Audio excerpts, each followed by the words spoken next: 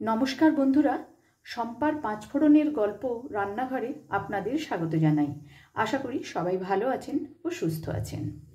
আজ আমি আপনাদের সাথে শেয়ার করব আলু পোস্তর রেসিপি।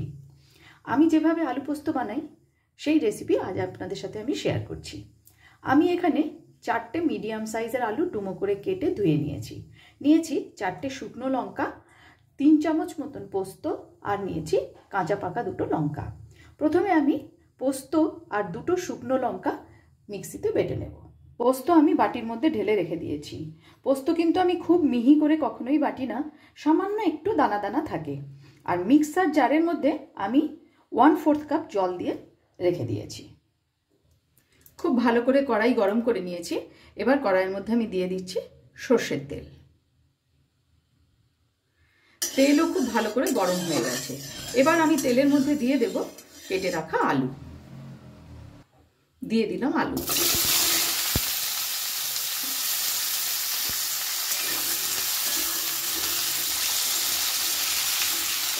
নাড়াচাড়া করে একটু ভাজা ভাজা মতো করে নেব 1 মিনিট মতন।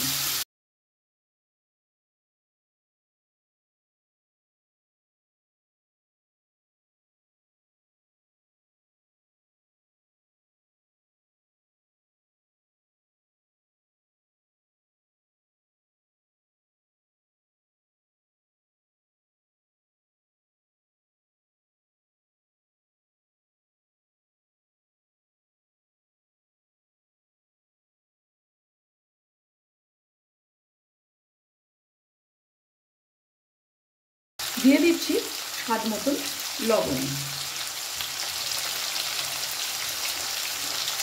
আবারও ভালো করে নাড়াচাড়া করে নেব।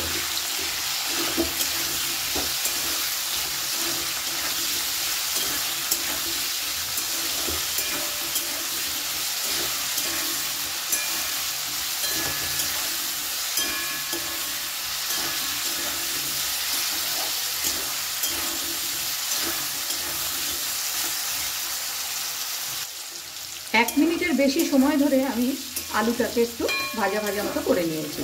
এখন আমি এর মধ্যে দেব যে মিক্সার জারের মধ্যে সামান্য একটু জল দিয়ে আমি গুলে রেখেছিলাম, সেইটুকু দিয়ে দিলাম। গ্যাসের ফ্লেমটাকে একদম লোতে করে এর মধ্যে দিয়ে দেব 2টো কাঁচা পাকা লঙ্কা।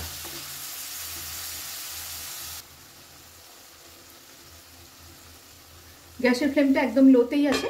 আমি ঢেকে দিলাম প্রায় 2-3 মিনিটের জন্য। 2 মিনিট হয়ে গেছে। দেখে নেব আলুটা কতটা সেদ্ধ হয়েছে।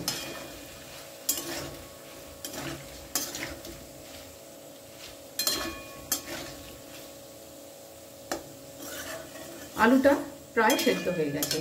এখন আমি দিয়ে দেব যে পোস্তটা আমি শুকনো লঙ্কা দিয়ে বেটে রেখেছিলাম, সেই পোস্তটা।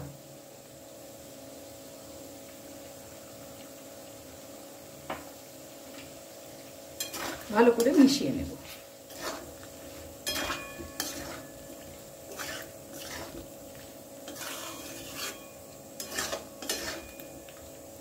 আপনারা কে কিভাবে আলু পোস্ত বানান অবশ্যই আমাকে কমেন্ট বক্সে জানাবেন। আবারও এটা আমি ঢেকে দেব বেশ কিছুক্ষণের জন্য। 1 মিনিট হয়ে গেছে।